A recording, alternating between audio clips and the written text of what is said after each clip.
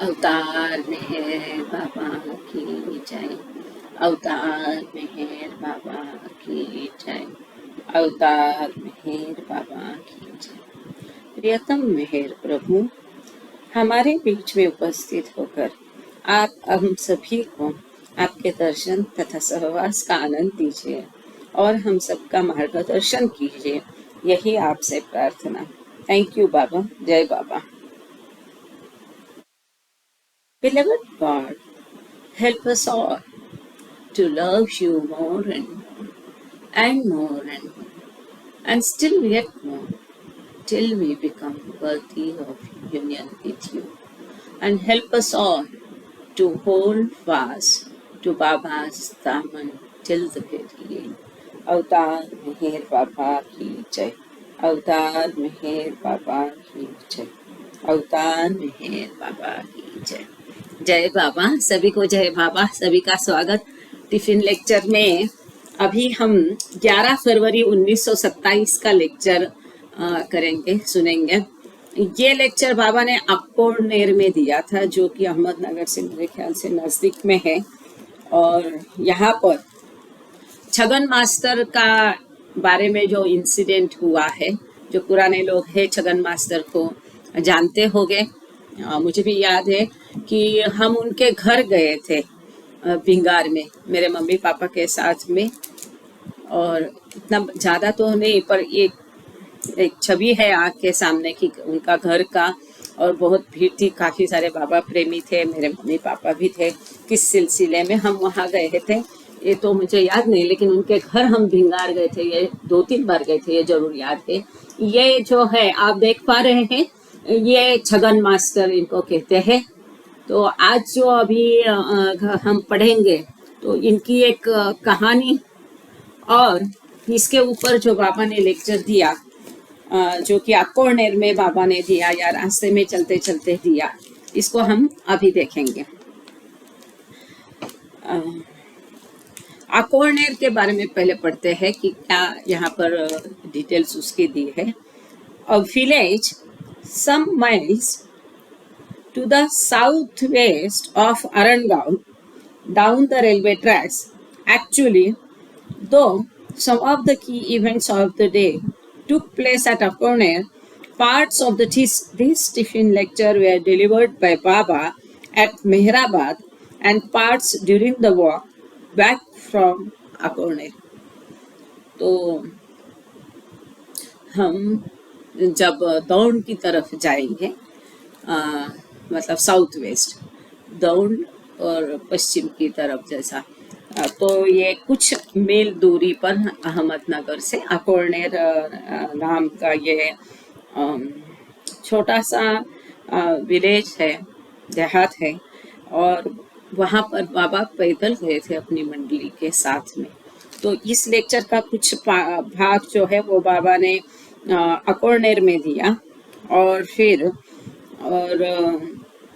अकोड़नेर से वापस मेहराबाद लौटते रास्ते में इस लेक्चर का कुछ भाग बाबा ने दिया हुआ है।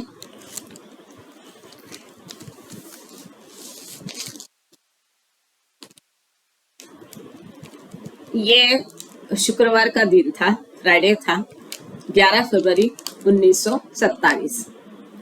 The combined diary devotes almost 11 pages to this day. ये जो दिन था, इसके लिए खास करके कंबाइंड डायरी में 11 पन्ने लिखे हुए हैं। And the great drama that played itself out with respect to Baba's disciple Chhagan, और बाबा का जो बहुत बड़ा शिष्य था छगन, इसके बारे में जो कुछ ड्रामा वहाँ पर हुआ, घटना हुई है, इसके विषय में यह है। In brief, the story is this. सारांश में इसकी हकीकत ऐसी है। अब ये हम बचपन में हकीकत सुनी थी, उस समय लोगों के मुंह से, मंडली के जनों से। यहाँ संक्षेप में ये डायरी में ये हकीकत दी है। A Brahmin raised in Bhingar, on the outskirts of Ahmednagar, Chhagan had been married as a child, but in 1925 he became devoted to Meher Baba, thus selecting a guru outside his religion. Chhagan जो है इनके बारे में यहाँ पर दिया है कि ये जन्म से ब्राह्मण समाज में पैदा हुए थे और इसी तरह से इनको ब्रॉटअप किया गया था, पालन पोषण उनका हुआ था, जो कि भिंगार में हुआ था। भिंगार आप सब जानते होंगे, अहमदनगर से आप पूरब की तरफ थोड़ा सा जाओ, वहाँ पर मिलिट्री का कैंटोनमेंट भी है। तो भिंगार में जो अहमदनगर के बाहर पड़ता है, ट्विन सिटी जैसा या सबब जैसा, अब तो दोनों एक मिल गया है। कहाँ भी अहमदनगर खत्म होता है, कहाँ भिंगार शुरू होता है, पता ही नहीं चलता।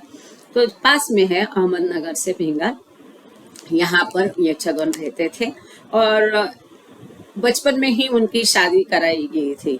लेकिन 1900 तब की ऐसी स्थितियाँ थी, चलन तभी समाज में ऐसा ही था। और 1925 में वो बाबा की शरण में आ गए, बाबा के शिष्य बन गए और इस तरह से उन्होंने अपने धर्म के बाहर के किसी को गुरु बना लिया था। मतलब मेहर बाबा, जिनको तभी तो राहुरी टोका में उनको ईरानी बाबा नाम से जानते थे, क्योंकि वो ईरान से आए थे उनके पेरेंट्स। तो मेहर बाबा पारसी है करके, धर्म से जन्म से पारसी है, तो पारसी गुरु क्यों करना है, ऐसा विरोध उनको हुआ था अपने घर से, समाज से। Since his young wife was reaching maturity, her family began to pressurize Chhagan to give up his residence with Baba and devote himself to his wife and family duties. उस समय यह स्थिति थी कि बहुत बचपन में ही बच्चों की शादी कराई दी जाती थी और जब तक वो उसकी उम्र बढ़ती नहीं है, मैच्योर नहीं होती है, लड़की अपने माँ बाप के घर में ज़्यादातर पलती थी। तो जैसे ये परिपक्वता पाई उनकी बीबी ने, छगन मास्टर की बीबी ने, तो उनके घर से, परिवार से उनके ऊपर दबाव बढ़ने लगा कि अब आपकी बीबी मैच्योर हो गई है, उम्र में आ गई है, तो अब आप बाबा के साथ रहना छोड़ दीजिए और अपना समय अपनी पत्नी और अपनी कौटुंबिक जिम्मेदारी है, पारिवारिक जिम्मेदारियां है, उसके प्रति आप निभाइए और उसको ले लीजिए। बाबा had specifically instructed Chhagan, don't leave me under any circumstances, even when I ask you to do so. जब बाबा ने छगन मास्टर को कहा था कि किसी भी हालत में मुझे छोड़ना नहीं, यदि मैं स्वयं भी आपसे कहता हूँ,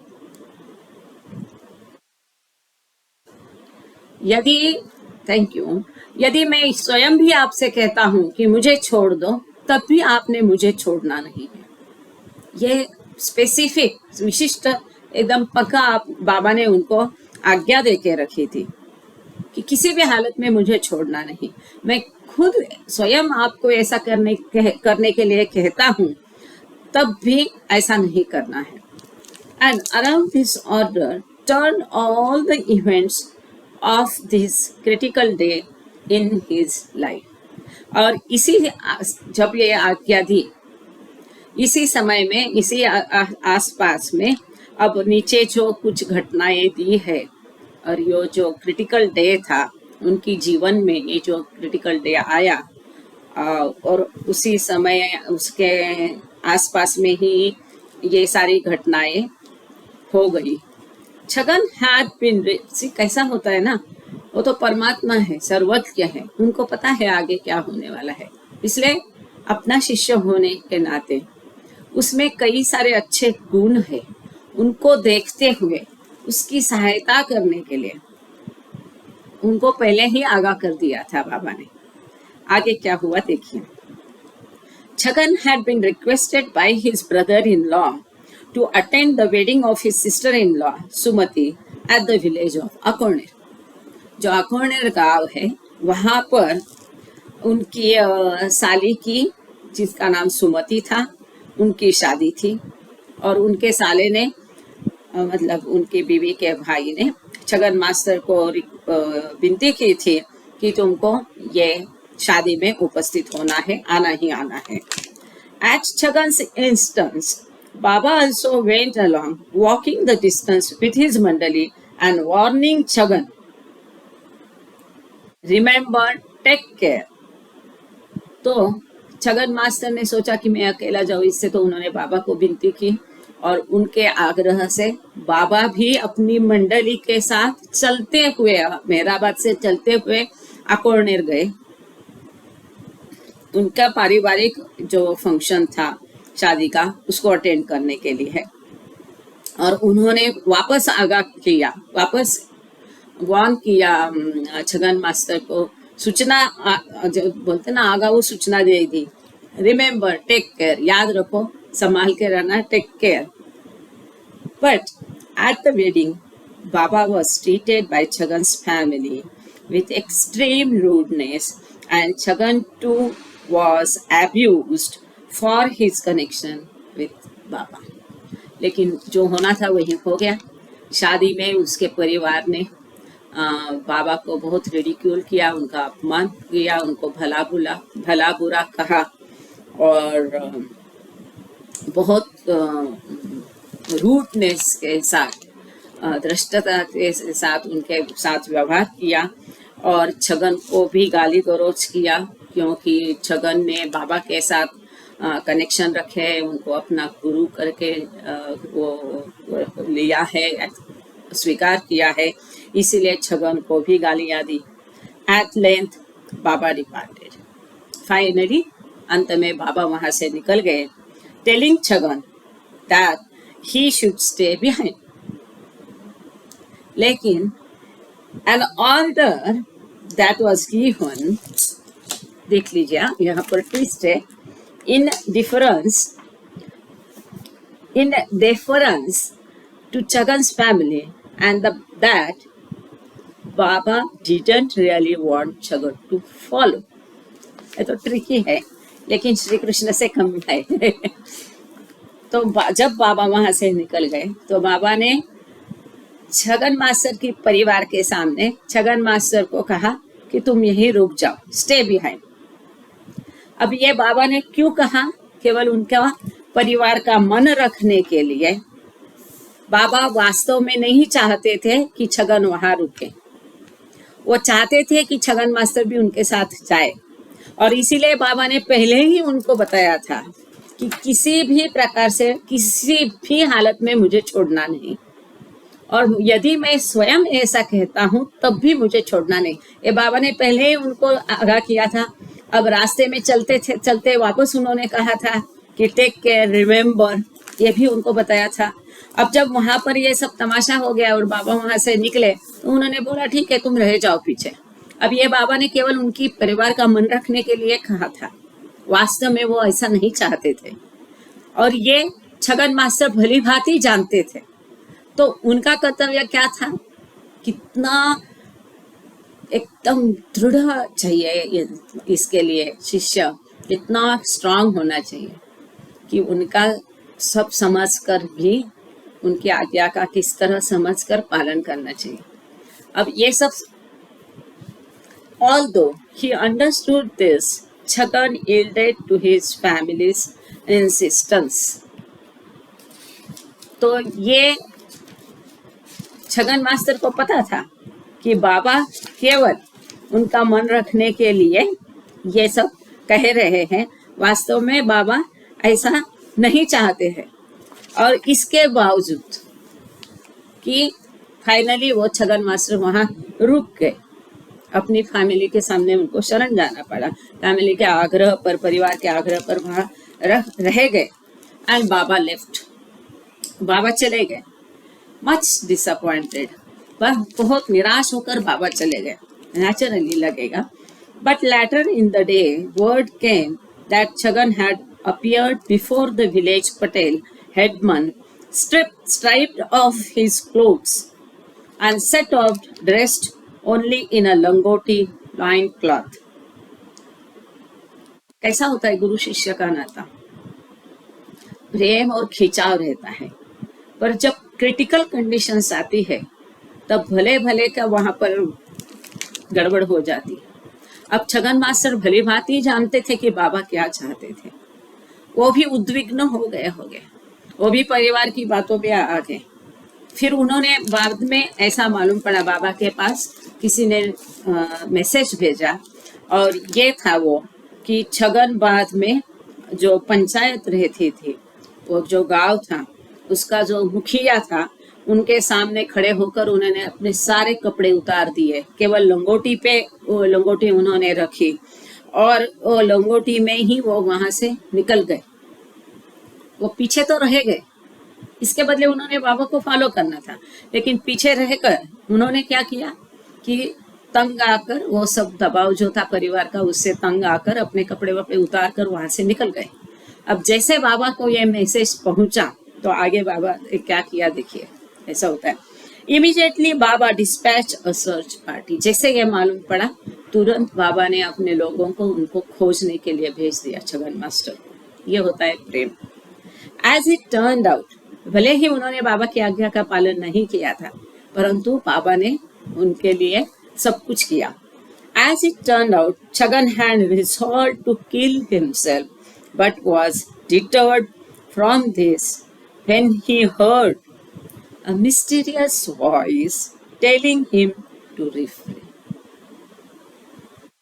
बाद में ये मालूम पड़ा कि छगन मास्टर वहां से निकल गए थे अपने आप को खत्म करने के लिए, अपनी जान देने के लिए, लेकिन जैसे वो अपने आप को मारने की कोशिश करते थे तो अंदर से एक गूढ़तम आवाज आती थी, और वो गूढ़ आवाज ने उनको ऐसा करने से रोक लिया, और वहां से उनको ये जो अपने आप को स्वयं को वो मारने जा रहे थे, वो जो आवाज अंदर से उनको आई, गूढ़ आवाज आई, उस गूढ़ आवाज ने उनको अपने आप को खत्म करने से रोक लिया। मतलब ये कितना बड़ा था। Afterwards, he was found by the Mandali, brought back before Baba and pardoned. परम पिता परमात्मा, compassionate, he is the ocean of love, he is the ocean, दया का सागर है। तो बाद में बाबा के मंडलीजनों ने उनको ढूंढ निकाला, बाबा के सामने लाया, और उसको बाबा ने क्षमा कर दिया। Chagan and his young wife were given a room at Mehrabad where they resided thereafter. Chhagan और उनकी पत्नी को घर दिया गया, वहाँ मंडली क्वार्टर्स जो औरंग गांव में थे, वहाँ फैमिली क्वार्टर्स बोलते थे, तो उनमें उनको रहने के लिए घर दिया गया, और वहीं पे वो उसके बाद में रहने लगे। कितनी सारी चीजें एक कहानी से, छोटी सी है लेकिन वंडरफुल कहानी से कितने एस्पेक्ट्स दिखते हैं। गुरु शिष्य का नाता, गुरु का उसके ऊपर के अपार प्रेम, दया, क्षमाशीलता, जो भी गुण हम एट्रीब्यूट्स कहते हैं, और शिष्य की तड़प, और पूरे संसार के परिवार के विरुद्ध जाकर अपने आप को उसके चरण में रखना, कई सारी चीजें हैं। अब ये घटना को लेकर के, ये घटना जब हो रही थी, रास्ते में बाबा लौट रहे थे, उस दौरान जो कुछ बाबा ने इस विषय में कहा, यही ये लेक्चर बहुत सुंदर है, आगे देख लीजिए। This tiffin lecture appears to compile various remarks and discourses of Babas delivered during the course of this action-packed day. उन्होंने कहा इसको एक्शन पैक्ड गतिविधियों से पूरा भरा दिन था ये, और इस दौरान बाबा ने समय समय पे जो टिप्पणियाँ की और जो डिस्कोर्सेस दिए, वही ये डिस्कोर्स है। एक बाबा की बड़ी सुंदर फोटो है, आपको एक बार दिखा देते हैं, जो बाबा की, तब उसको क्रिप्ट बोलते थे, समाधि के बाहर बाबा खड़े हैं, वहां पर ये फोटो ली गई है बाबा की, इसको आप देख लीजिए। और आगे हम लेक्चर शुरू करते हैं। अब लेक्चर शुरू हो जा रहा है, जैसा कि हमेशा होता है लेक्चर के पहले, उस समय में जो भी सारी गतिविधियां चलती रहती थी, उस समय क्या हालात थे, वहां पर क्या चल रहा था, इसके बारे में इन शॉर्ट में दिया होता है। उसको हमने देख लिया कि उसका बैकग्राउंड क्या है। अब इसका हेडिंग है the path of truth is not a bed of roses. हाँ, मैं ये शुरू करूँ इसके पहले ग्रुप की और आप सबकी, मतलब जो सभी तो नहीं है लेकिन करीब 500 लोग हैं अपना दोनों व्हाट्सएप ग्रुप में, सबकी माफी मांगती हूँ, क्योंकि गलती से एक मैसेज में मैंने टॉपिक नहीं डाला था because I was not sure. मेरा बाद में जब मैं गाड़ी में बैठकर ये मैसेज लिख रही थी शेड्यूल, तब मेरे पास किताब नहीं थी और मैंने टॉपिक दूसरी बार जो मैसेज डाला और मैं भूल गई थी कि केतकी नहीं है। आज की ये लिंक ओम थावरे ने ली है, तो ओम और डॉक्टर थावरे दोनों का आभार है। और फिर उन्होंने वो नया मैसेज डाला। इस दौरान मैंने टॉपिक में गड़बड़ की, गलती से मैं अगले लेक्चर जो है इसके बाद का उसका टॉपिक डाला था, तो वो सुधार करके बाद में जो आपको इंडिविजुअल मैसेज आया उसमें नया टॉपिक डाल दिया है। तो इसका हेडिंग ये है कि सत्य का मार्ग गुलाबों की सेज नहीं है। It's not easy to walk on the path of the spiritual आध्यात्मिक का रास्ता सरल आसान ये कंफर्टेबल नहीं है, बहुत दिक्कतों भरा है, कठिनाइयों भरा है। तो इसके बारे में बाबा ने यहाँ पर लेक्चर दिया था। ऐसे होता है हमारे साथ भी, फैमिली में कई बार ऐसे छोटे मोटे प्रसंग होते हैं और हमको सोच में डालते हैं, उलझन में डालते हैं, या उस समय अपनी अकल नहीं चलती है। Anyway, in the early morning before starting from Meherabad for Akorne to bestow his august presence and blessings upon the bridal couple and their families on the occasion of the wedding of Chhagan's sister-in-law, Sri remarked, "There is no real man, no mirth among our mandali, such as this spiritual line requires." हमें एक बात, ये ऐसा बहुत बड़ा मतलब करीब करीब एक पैराग्राफ का एक पूरा सेंटेंस है और ये बाबा की खासियत थी। गॉड स्पीक्स में भी आप देखेंगे बड़े बड़े सेंटेंस है, कभी कभी 2-2, 3-3 पन्ने तक वो सेंटेंस चला है। और ये स्पेसिफिक लेक्चर जो है मुझे ऐसा लगता है कि ये आदि काका द्वारा इसको नोट किया था। कुछ लेक्चर जो है वो चांजी ने लिखे हैं, कुछ उसके लिए चांजी डायरी रहती है, ये जिस मतलब आदि काका की डायरी, उसमें कुछ वर्ड्स है स्पेसिफिक, उनका एक स्टाइल रहता था। माइंड यू ऐसा एक शब्द उनका हमेशा रहता था, और कुछ है सेंटेंस की रचना, तो उससे मालूम पड़ता है कि ये आदि काका का लिखा हुआ है। ये मतलब लेक्चर बाबा ने दिया और डायरी में नोट डाउन किया, थोड़ा क्लिष्ट उसलिए कभी कभी होता है, पर समझने की कोशिश करेंगे। अब इसको हिंदी में बोलते हैं। इन द सुबह सुबह अकोनेर में शादी के अवसर पर दुल्हन जोड़े और उनके परिवारों को अपनी गरिमामय उपस्थिति और आशीर्वाद देने के लिए मेहराबाद से अकोनेर जाने के पहले, वहां से शुरू होने के पहले, जाने से पहले बाबा ने टिप्पणी की गई, बहुत महत्वपूर्ण है। क्या टिप्पणी की बाबा ने? रिमार्क मारा क्या? हमारी मंडली के बीच कोई ऐसा वास्तविक आदमी नहीं, कोई भी मर्द नहीं है, ऐसा मर्द जैसे कि इस आध्यात्मिक पथ पर जैसे मर्द होते ना, मर्दानगी होनी चाहिए। मर्दानगी मतलब वो अर्थ से मत लीजिए, स्ट्रांग, ऐसा कोई मर्द नहीं है कि जिसकी आवश्यकता आध्यात्मिक पथ पर चलने के लिए हो। ऐसा असली मर्द कोई भी नहीं हमारी मंडली के बीच में। देखो कितनी कठिनाइयों भरा जीवन मंडली ने जिया है और कैसे एक एक व्यक्ति थे हम जानते हैं। इसके बावजूद बाबा कहते हैं मतलब कैसे व्यक्ति की जरूरत होगी आध्यात्मिक पर चलने के लिए।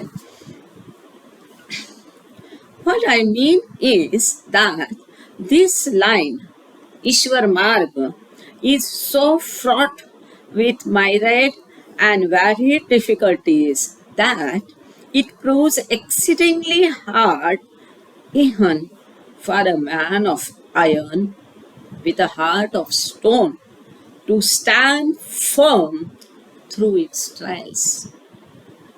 बाबा कहते मेरा मतलब यह है कि यह जो ईश्वरीय मार्ग है, आध्यात्मिक पथ है, ईश्वर को प्राप्त करने के लिए जो मार्ग से हमें चलना है, यह असंख्य चुनौतियों से भरा है और इतनी सारी कठिन तरह तरह की कठिनाइयों से भरा ये मार्ग है।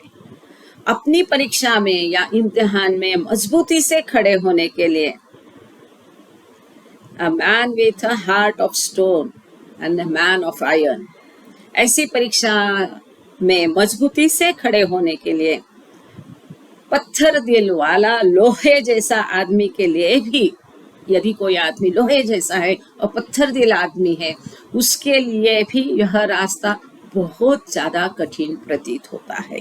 ऐसा उसका यह रास्ता है। कौन सा? ईश्वर को खोज का रास्ता। This comment Shri threw out, this comment Shri threw out as a hint or suggestion to Chhagan. मतलब ये कहाँ कब बोला बाबा ने? मेहराबाद से अकोनेर जा रहे थे, किस लिए? छगन की साली की शादी के लिए। तो वहां निकलने के पहले ही बाबा ने ये कमेंट किया, तो बाबा को पता था आगे क्या होने वाला है। So this comment she threw out as a hint or suggestion to Chhagan, encouraging him to take a strong stand amidst his upcoming trials. यह टिप्पणी छगन मास्टर को एक संकेत या सुझाव के रूप में दी गई थी, जिससे उन्हें अपने आगामी जो इम्तिहान या कठिन प्रसंग आने वाला है उसके बीच में एक मजबूत स्टैंड लेकर, मतलब स्टैंड मतलब वो स्टैंड नहीं, पर अपना एक निश्चय लेकर के लेने के लिए मजबूती के साथ ये जो कठिन प्रसंग आने वाला है उसको फेस करने के लिए बाबा ने छगन को प्रोत्साहित किया, उनको संकेत दिया इस तरह से। But later that morning, while returning with the mandali by foot from Akoner, Shri discussed further what had happened there regarding the wedding reception and Chhagan's disappointing behavior.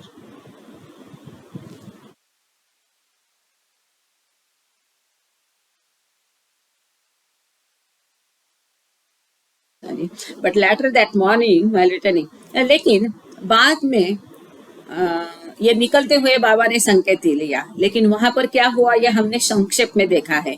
तो बाद में सुबह अकोलनेर से जब पैदल मंडली के साथ बाबा लौटे, वहां पर बाबा का अपमान किया और वहां से उनके परिवार ने छगन के, और बाबा जब वहां से पैदल निकले तो वहां से लौटते समय बाबा श्री कहा है, तो बाबा को उस समय श्री कहते थे। बाबा ने छगन के वहां पर जो शादी का रिसेप्शन और छगन ने जो निराशाजनक व्यवहार किया और वहां जो कुछ हुआ उसके बारे में बाबा ने कहा। Citing examples from the lives of Sri Ramakrishna and Vivekananda, Shri explained that Vivekananda, as one of Ramakrishna's circle members, was actually drawn and dragged away forcibly by his guru from his parents' house. कि ये सब छगन के यहाँ क्या हुआ वो बताने के बाद बाबा कहते हैं कि श्री रामकृष्ण और विवेकानंद के उनके जीवन के उदाहरणों का हवाला देते हुए बाबा ने समझाया कि विवेकानंद जो कि रामकृष्ण परमहंस के मंडल के सदस्य थे, और हमें मालूम है कि मंडल के सदस्य कितने होते हैं? 12 होते हैं, और ऐसे ही वो उनके मंडल के सदस्य थे। विवेकानंद रामकृष्ण परमहंस के मंडली के सदस्यों में से एक के रूप में थे, जिन्हें उनके गुरु द्वारा, मतलब रामकृष्ण परमहंस ने विवेकानंद जी को वास्तव में विवेकानंद जी के माता पिता के घर से बलपूर्वक घसीट के लेके आए थे। His parents had dragged their son there with a view to embroiling him in the material world, into bracket sansar ma padvu, where he would have fallen. उनके माता पिता ने अपने बेटे को भौतिक दुनिया संसार में पड़वो के गुजराती में बाबा लिखे संसार में डालने के लिए उसमें उलझाने की दृष्टि से वहां घसीटा था। उनका माता पिता की ये कोशिश थी, जैसे कि हर माता पिता को लगता है कि हमारा बेटा या बेटी है, ये पढ़े लिखे, शादी करे, घर परिवार करे, ये सब जो है दुनियादारी का चक्कर, यही एक प्राप्त करने की चीज है, ऐसा समझ के काफी सारे लोग इसकी कोशिश करते रहते हैं। इसी प्रकार विवेकानंद जी के जो माता पिता थे, उनका प्रयास था ये मायावी चक्कर में उनको, विवेकानंद जी को घसीटने का, किंतु उनके गुरु ने रामकृष्ण परमहंस में प्रैक्टिकली उनको खींच करके वहां से वो लेके गए थे। While family members and acquaintances were trying to pull the young man into the material world, Vivekananda's master and guru was trying to draw him into the spiritual world. इस तरह से जब परिवार और दुनिया के परिचित सभी लोग विवेकानंद जी को जब भौतिक मायावी जगत में जकड़ कर खींचने की कोशिश कर रहे थे, तब उनके गुरु, विवेकानंद के गुरु जो रामकृष्ण परमहंस है, उन्होंने उनको आध्यात्मिक दुनिया में खींच करके घसीट के लाया था। सिंस देखो, यहाँ पर एक बात मैं कहना चाहूंगी जरूर। आप सबको पता है, कई बार यह विषय या आध्यात्मिक लेख संदेश में चर्चिला गया है कि बाबा कहते हैं कि गुरु की आवश्यकता है। तो कई लोग पूछते हैं कि सदगुरु को कैसे ढूंढे, कैसे पहचाने, हम उसको कैसा गुरु बनाए। तो हर बार हम यही चर्चा करके कहते हैं कि आप आध्यात्मिक पथ पर अपनी आत्मा को अच्छा आगे लेके जाओ, ये आपके हाथ में है। गुरु ढूंढने जाओगे, इतनी हमारी पहुंच नहीं कि हम असली नकली में फर्क कर पाए और कौन गॉड रियलाइज्ड है उसको ढूंढ पाए। जब आपकी उतनी तैयारी होगी तो स्वयं गुरु आपको ढूंढते आएगा, है ना। कई बार हमने ऐसा यहाँ पर डिस्कस किया है। तो ये जीता जागता उदाहरण है विवेकानंद और रामकृष्ण परमहंस जी का। खैर, आगे चलते हैं।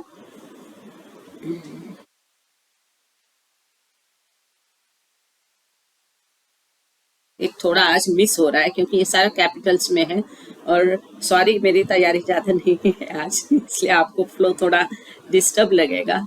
Was trying to draw him to the spirit. Since Vivekananda belonged to Ramakrishna's circle, he was going to be realized perforce in if need be. कि विवेकानंद जो है रामकृष्ण परमहंस के मंडली के जन होने ही वाले थे, यही उनका डेस्टिन था।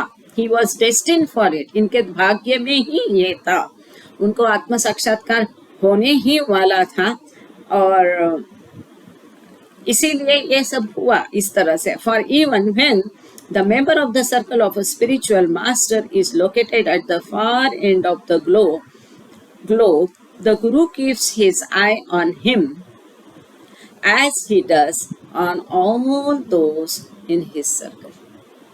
कि जैसे कि अभी हमने देखा कि दुनिया के बहुत दूर, दुनिया के किसी भी कोने में होने दो, यदि आपके भाग्य में है तो गुरु उस पर अपनी नजर रखता है।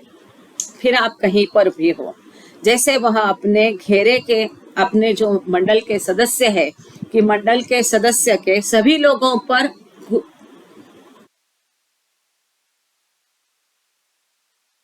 जय बाबा, थैंक यू ओम, मंडल के सभी सदस्यों पर गुरु की नजर रहती है। फिर उनके मंडल का सदस्य दुनिया के किसी भी कोने में हो, वो बराबर उस पर अपनी नजर डाल के रखता है, नजर रहती है, और जब सही समय आता है तो वह उसे अपनी तरफ खींच लेता है। यहाँ तक कि मंडली की इच्छा और इच्छा के विरुद्ध भी सदस्य, कई बार वो सदस्य की खुद की भी इच्छा नहीं होगी तो उसकी इच्छा के विरुद्ध भी उसको गुरु अपने पास लेके आता है। ऐसा क्यों? क्योंकि जैसा हम देखते हैं, ये हम सारे क्या है, वो समंदर के बुलबुले हैं, और सदगुरु क्या है, उसके बाहर कुछ नहीं है और सब कुछ उसमें समाया है। तो हम सब में वो सदगुरु अपने आप को देखता है, और दुनिया की हर चीज और कुछ सब कुछ उसे पता होता है, क्या क्या गतिविधियां कहाँ चल रही हैं। तो उसे अपना मंडल का कौन सदस्य है, कहाँ पर है, उस पर उसकी नजर लगी रहती है। और वो सदस्य, यदि कोई व्यक्ति मंडल का सदस्य बनने के लिए निश्चित है, सुनिश्चित है, तय है ये सब कुछ, तो भले वो सदस्य की इच्छा नहीं है तो भी उसको घसीट के लाया ही जाता है। इसका और एक उदाहरण आप सबको पता है, एरेचका का। He was strong, stout, very loving. जिंदगी है, जीवन पर उनका प्रेम था, मतलब लाइवली पर्सन जो था, ही लव्ड लाइफ। और उनके बहुत अच्छे गुण थे, साधु संतों के आदर करते थे। जैसे बाबा के पास आने के पहले का उनका चरित्र देखो, खेल में वो एक्सपर्ट थे, उनको खेलना कूदना बहुत पसंद था। अभ्यास में वो अच्छे थे, अपनी मम्मी पर, परिवार पर, पिताजी पर उनका बहुत प्रेम था और अपनी मम्मी की हर आज्ञा का वो पालन करते थे। She was above all for him. और जब भी बाबा उनको मिलने जाते थे, एक दो बार उन्होंने आराम से, पर कैसा होता है, कितना धीरज से, कितना पेशेंस से वो कार्य सदगुरु को करना पड़ता है। तो बाबा को उनको अपने पास लाना था, उनके लिए स्पेशली बाबा उनके घर जाया करते थे, नागपुर। ये सारी कई घटनाएं, सुंदर घटनाएं हैं। बाबा का किताब है, उसका हिंदी ट्रांसलेशन भी डॉक्टर मेहरज्योति कुलश्रेष्ठ ने किया है। अभी तो 3 खंडों भी प्रकाशित हो गए, 1, 2, 3, वो भी आप ले सकते हैं, पढ़ सकते हैं। तो वहां पर बाबा उनको मिलने जाते थे, तो रोज वो एक तरीका होता है, धीरे धीरे उनको प्यार उनमें बढ़ा करके, आदत डाल करके। और जैसे बाबा 1-2 बार तो एरेच काका आराम से बाबा से मिल गए, लेकिन बाद में क्या हुआ कि जब उनका खेल का, बाकी बच्चों के साथ खेलने का टाइम आता था, उस समय बाबा जाने लगे, तो उनका खेलने का, साइकिल चलाने का रह जाता था। तो फिर वो क्या करने लगे कि पीछे की दरवाजे से, बाबा अभी आगे से आएंगे तो टालने के लिए, वो सब ये करने के लिए पीछे के दरवाजे से जाने की कोशिश एरेच काका करते थे। वो मुझे याद आया यहाँ पर जब ये पढ़ा कि कई बार मंडल की सदस्य की इच्छा नहीं होती है, उसके इच्छा के विपरीत सदगुरु उसको घीस कट करके लेके आता है। Member of the circle of a spiritual master is located at the far end of the globe. हमने देखा, the Guru keeps his eye on him as he does on all those in his circle, and when the time comes, he drags him away to his side, even against the wish and will of the circle member himself. यहाँ तक हमने देखा था। The circle member has no choice in the matter. वो circle के जो सदस्य, मंडल का सदस्य होता है, इसके पास और कोई विकल्प नहीं होता है। The circle member has no choice in this matter. He is destined to be made perfect and God realized. वो उसका भाग्य होता है, वो उसके लिए चुना गया होता है, उसका he is destined कि उसको ईश्वरी साक्षात्कार प्राप्त होने का ही है, यह तय है। Even if he be a man of low and dirty character, even if he be the greatest of rogues and sinners, भले ही वह जीवात्मा नीचे और गंदे चरित्र का व्यक्ति हो, भले ही वह दुष्टों और पापियों के सबसे पापियों जैसा हो, सबसे बड़ा पापी हो, उसे सिद्ध और ईश्वर प्राप्त, गॉड रियलाइज किया जाना तय है। All this applies to the case of the circle member, mind you, ये अधिकाका की भाषा है, mind you, who brings with him an ancient connection with the master through many past lives. यह सब मंडली के सदस्य के मामले पर लागू होता है। ध्यान रहे, माइंड यू, जो अपने साथ गुरु के साथ एक प्राचीन, कई जन्मों के पहले का एक प्राचीन संबंध लेकर आता है, जो कई पूर्व जन्मों के माध्यम से होता है। जैसा कि हमने पहला एक लेक्चर में देखा था कि बाबा क्या कहते हैं, 2 लेक्चर में थे कि the seeds has been already, कि जो बीज है वो पहले से बोए गए हैं। किसे ईश्वर साक्षात्कार प्राप्त होना है, ये तय है। और उसके बीज जो है पहले से कई कई जन्म पहले, कई वर्षों पहले, कई युगों पहले ये बीज बोए गए हैं। और बाद में एक लेक्चर हमने इसी में देखा था कि बाबा कहते हैं कि शिवाजी काल में उनमें बीज बोए गए थे, उस समय में संत तुकाराम और रामदास स्वामी द्वारा, जो कि उस समय में परफेक्ट मास्टर थे। तो ऐसे ये तय होता है।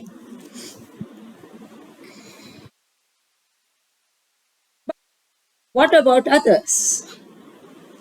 What about the masses? इनका तो ठीक है, लेकिन दूसरा क्या, बाकी जनों का क्या? The circle into bracket including the pastor adds up to a total of only 12 persons. जो मंडल है उसमें कितने सदस्य, हमने कई बार देखा है ये मंडल और मंडल के सदस्य, इसमें 12 ही सदस्य होते हैं। जो उसका हेड है उसको पकड़ के, क्यों? क्योंकि उसको छोड़ के जो 12 होते हैं वो 12 में से एक चला जाता है। हमने ये किया ना, आप लोगों को याद होगा कि मंडल के सदस्य 10+2, एक चला जाता है, एक मुखिया बनता है, सबको साक्षात्कार, फिर वो जो मुखिया है, फिर वो जो गॉड रियलाइजेशन प्राप्त करता है वो वापस अपना एक मंडल बनाता है। और ऐसे 5 सदगुरु, 5 सदगुरु के 5 सर्कल, फिर वो 5 सर्कल के हर मुखिया के 5, ऐसा करके 120 कैसा होता है वो चार्ट निकाल करके हमने देखा था। Anyway, the circle adds up to a total of only 12 persons. जब मंडल के सदस्य की संख्या केवल 12 है तो बाकी जो आम जनता है जो लाखों में है उनका क्या, उनके बारे में क्या? While the population of the world comes to many millions, if only the circle members are slated for realization, then what of the multitudes and masses of the world? यदि जो मंडल के सदस्य है उन्हीं को केवल लिस्ट किया है, लिस्टिंग होते हैं ना, सूचित किया है, उन्हीं को केवल चुना गया है, तो उन्हीं के ऊपर उनका ही चयन किया गया है, सूचित किया गया है, तो बाकी जो कई लाख है जन समुदाय है उनका क्या? Have they no better in prospect than to remain as they are? जैसे है वो वैसे ही रहेंगे क्या? उनको कोई अच्छा भविष्य नहीं है क्या गॉड रियलाइजेशन के बारे में? Do they too have any hopes of realization? क्या उनको भी कोई गॉड रियलाइजेशन का कोई आशा उम्मीद रहती है? If so when and how? यदि ऐसा है तो उनको कब, ये जो बाकी जनरल पब्लिक है उनका क्या, उनको कब ईश्वर साक्षात्कार मिलेगा, कैसा मिलेगा? ऐसा बाबा को सवाल पूछा गया। इसके उपरांत बाबा ने, अब जो हम आगे लेक्चर पढ़ेंगे, ये बाबा ने लेक्चर तभी दिया। But before we engage this question in real earnest, let's cast our eyes back for a moment at the heading.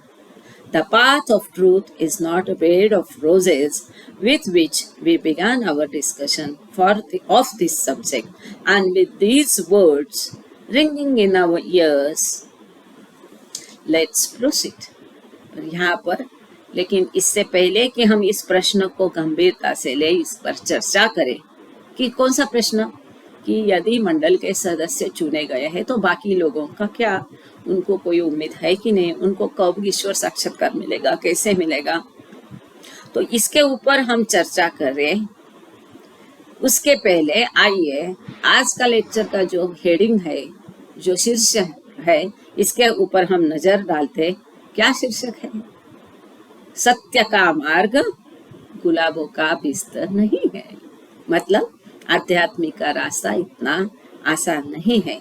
इस पर ये जो शीर्षक है वो हमारी कानों में गूंजते रहे हमेशा, उसकी हम याद रखें, वो दिमाग में रखते हुए, वो हमारे शब्द हमारे कानों में बजते हुए फिर हम आगे बढ़ते हैं, आगे सुनते हैं, समझ लेते हैं। उसका मतलब हम ख्याल रखें कि ये आसान नहीं है।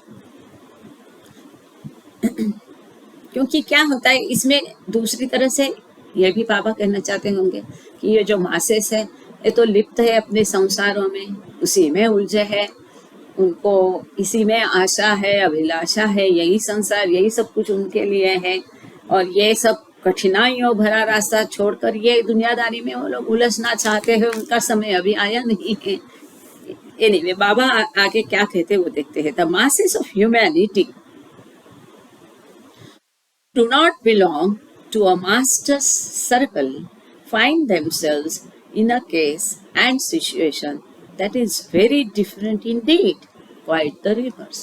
कि जो सदस्य, जो बाकी जनता, बाकी लोग जो है, मासेस ऑफ ह्यूमैनिटी जो है, जो कि गुरु के मंडल के सदस्य के लिए चुने गए नहीं है, उनके लिए वास्तव में परिस्थिति बहुत अलग होती है, विपरीत होती है। What we have been describing, अभी जो हम देख रहे हैं उससे एकदम विपरीत परिस्थिति उनके लिए होती है।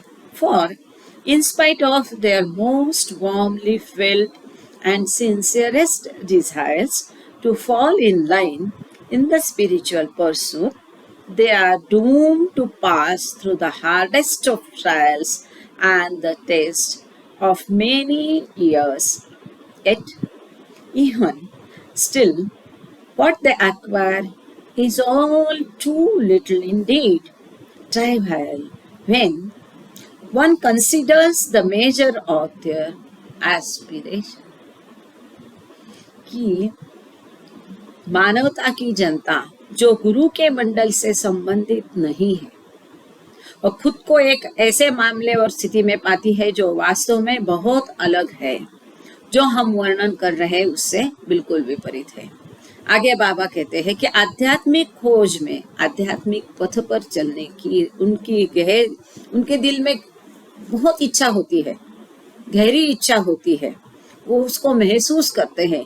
ईमानदार इच्छा, उनके दिल की वो ईमानदार इच्छा होने के बावजूद कई वर्षों के सबसे कठिन परीक्षा और क्लेश से गुजरने के बावजूद, उसमें लिपटे हुए होने के बावजूद, फिर भी यह सामान्य जनता जो कुछ प्राप्त करती है वो उनकी एस्पिरेशन, आकांक्षा, उनकी आकांक्षा के हिसाब से कुछ भी नहीं होता है।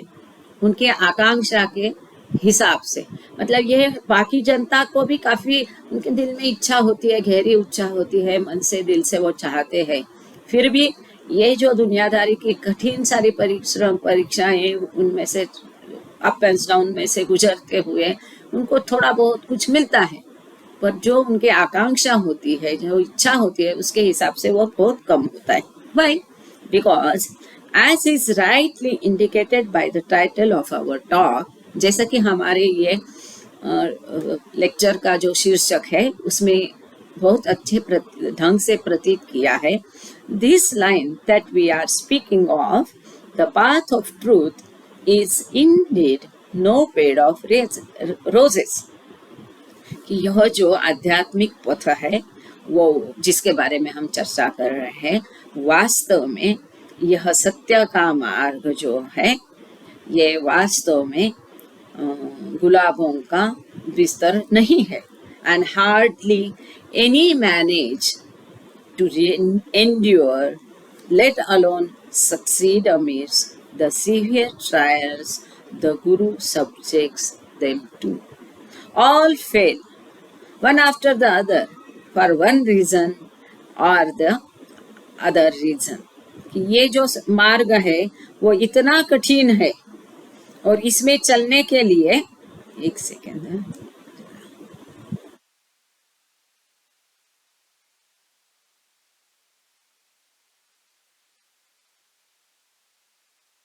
सॉरी फॉर द रुकावट के लिए, थोड़ा खेद है, थोड़ा मुझे वो इसका ध्यान भी रखना पड़ता है, उसका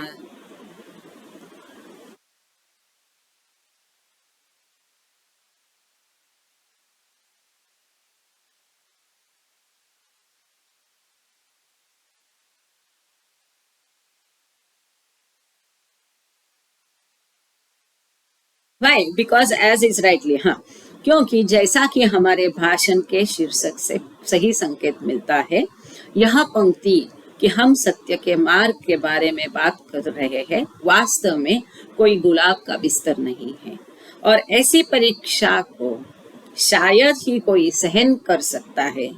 गुरु के कठिन इम्तिहान में जो गुरु कठिन कठिन परीक्षा लेता है, हम बोलते हैं ना गुरु परीक्षा ले रहा है, वो परीक्षा इतनी कठिन होता है, उसमें सफल होने की बात तो दूर है, वो उसमें टिक नहीं सकता है।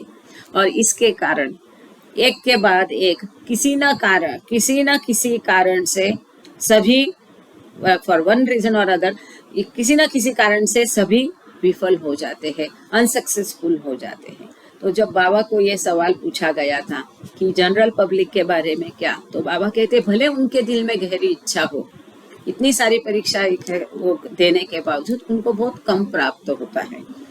और फिर ये रास्ता तो सीधा नहीं है, और फिर इतना कठिनाइयों भरा रास्ता है, कहीं ना कहीं वो पीछे रह जाता है। और इतने भले भले लोग भी वो गुरु के परीक्षा के सामने टिकते नहीं है, किसी न किसी कारण से वो विफल होते जाते हैं। Hence it is that Shri says stand firm, stick to your guru and remain true to the one cause which is the cause of truth alone. इसके लिए श्री मतलब बाबा, इसके लिए बाबा कहते हैं दृढ़ रहो, अपने गुरु से चिपके रहो, मतलब पकड़ के रहो। बाबा बोलते ना होल्ड माय दामन फर्म, ये दामन कभी ना छूटे। और एक कारण के प्रति सच्चे रहो। कौन सा कारण? ईश्वर को पाने का कारण, अंतिम सत्य को कारण पाने का कारण, जो केवल सत्य का कारण है। Do not fluctuate like a withered cork, which with each passing breeze, तो हर गुजरती हवा के साथ मौसम के झोंके की तरह यहाँ वहां बहकना नहीं, कुछ भी हवा चले उसके साथ बहक के जाना नहीं। Boldly face the opposition of the whole world while upholding and sticking to your guru or cause.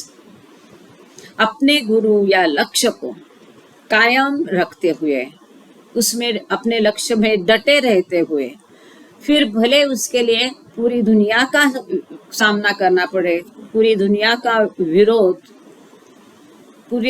के विरोध का निडरता से सामना करना पड़े, ऐसा कुछ भी आने दो दिक्कतें, पूरी दुनिया का सामना पूरी निडरता से आपको करना पड़ेगा। Do not leave him, उसको छोड़ना नहीं। Whether the odds you are facing, whatever odds, कितनी भी कठिनाइयां आने दो, अपने गुरु को छोड़ो नहीं। The force of Maya is exceedingly great, indeed, at times irresistible. ये माया का जो जकड़ है, पकड़ है, वास्तव में बहुत जबरदस्त है, प्रबल है, अथक है। Even for the great heroes and mighty fighters, जो महान ताकतवर लोग हैं, भले भले लोग हैं, यहाँ ग्रेट हीरो मतलब पिक्चर का हीरो ने, तो जो भले भले हम बोल सकते हैं कि भले भले लोग हैं, ताकतवर लोग हैं, उनके लिए भी मतलब फॉर ट्रूथ, जो ताकतवर लोग हैं, जो सत्य को पाने की इच्छा करते हैं, उनके लिए भी ये रास्ता बहुत कठिन है, क्योंकि माया की जो जबरदस्त पकड़ है, उसको इररेसिस्टिबल, कि जिसका प्रतिकार नहीं किया जा सकता, ऐसी माया की पकड़ होती है। तो उसके सामने डटे रहना है और अपने गुरु को चिपक के रहना है, उसको पकड़ के रहना है, उसको कभी छोड़ना नहीं। Yet, despite all of this, stand firm like a rock. Despite all of this, stand firm like a rock. इसके सब के बावजूद, इन सब कठिनाइयों के बावजूद एक पत्थर के माफिक, एक चट्टान की तरफ आप अडिग रहो। Letting the strongest winds of unimaginable difficulties to blow themselves out. तो जिसका कल्पना नहीं कर सकते, ऐसी कठिनाइयों की जोरदार कितनी भी हवा आने दो, and pass away without affecting you, और आपको पास करके आपके पास से गुजरते जाने दो ये हवा, फिर भी इससे आप पर कोई असर नहीं होना चाहिए। ऑलवेज रिमेम्बर, हमेशा याद रखो, he who falls into the spiritual line and sincerely desires for advancement has to experience hardships at every step। बाबा कहते हैं याद रखो, जो ये आध्यात्मिक पथ पर चलता है और ईमानदारी से इच्छा रखता है इसमें प्रगत होने की, उसे कठिनाइयों का हर कदम पर कठिनाइयों का सामना करना ही पड़ेगा। When, for example, one wishes to surrender oneself to a guru, कैसे? उदाहरण के लिए सपोज कोई अपने गुरु के प्रति समर्पण करना चाहता है, from the very outset he meets with opposition from his own family and society. पहले शुरू में उसकी अपनी समाज, अपने परिवार से विरोध सहना पड़ता है। If he manages to overcome this obstacle, monetary and financial woes afflict him, जैसे तैसे इस परिस्थिति का सामना करके वो आगे बढ़ता है, तो फिर आर्थिक समस्या उसको घेर लेती है, और else afflict his family and depends, जो उसके ऊपर निर्भर है, जो परिवार या परिवार के सदस्य उसके ऊपर निर्भर है, जिनका ख्याल उसको रखना है, जिसका पालन पोषण उनको करना है, उनकी समस्या पैदा होती है। उनके लिए पैसा, उनके लिए धन, ये सब की समस्या उद्भव होती है। And if that test is passed, a third challenge awaits him in the form of physical elements that disable and dishearten.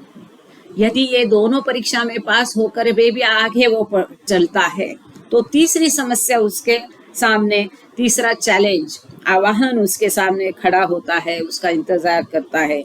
वो क्या है कि उसके स्वयं का शारीरिक समस्या, और जैसे कि रोग है, कुछ बीमारी है, वो उसे असमर्थ बना देती है, उसका निराश बना देती है, डिसहर्टन होता है, डिसेबल हो जाता है वो उसमें, and so on and on it goes. इस तरह से ऐसा चलता ही रहता है, चलता ही रहता है, चलता ही रहता है। ये क्या बाबा बता रहे कि बाबा को प्रश्न पूछा गया था कि यदि मंडल के सदस्य केवल 12 है, इन 12 सदस्यों के अलावा दुनिया में इतने सारे लाखों लोग हैं, उनके बारे में क्या? मंडल के सदस्य को तो वो सदगुरु चुन ही लेगा, फिर बाकी लोगों का क्या? तो बाबा बोलते इस सवाल का मैं जवाब दूं उसके पहले ये जो शीर्षक है कि सत्य का रास्ता, अध्यात्म पथ पर चलने का रास्ता कांटों से भरा है। तो गुलाब का नहीं है, गुलाब का बिस्तर नहीं है, इसको मन में रखते हुए इतनी सारी कठिनाइयां होती है। और आगे बाबा कहते हैं कि उदाहरण के लिए बोल रहे कि यदि कोई अपने गुरु के पास जाना चाहता है, तो पहले दिक्कत उसको होती है कि अपने समाज से, परिवार से विरोध होता है। ये पहली दिक्कत है। जैसे तैसे उसको सुलझा के वो आगे बढ़ता है, तो पैसे की आर्थिक समस्या उद्भवती है कि जो उसके ऊपर डिपेंडेंट है, उनका रख रखाव, यह समस्या उद्भवती है। तो कितने सारे परिवार बाबा के पास आए थे, हम देखते हैं कि जो परिवार जनों के साथ आए और उनका सबका ख्याल बाबा ने रखा है एक आदमी के लिए। तो बाबा ने एक बार, अब वो व्यक्ति का नाम नहीं बताती हूँ, पर बाबा ने एक बार एक व्यक्ति के बारे में बोला था कि ये सोने के लिए उसके साथ जो ये चिंधी आई है, चिंधी समझते ना, छोटा कपड़ा फटा हुआ चिंधी, मतलब पुराना, काम का नहीं, उसका वैल्यू नहीं है, लेकिन यदि वो चिंधी में सोना बांधा है तो वो सोने के लिए मुझे ये चिंधी संभालनी पड़ती है।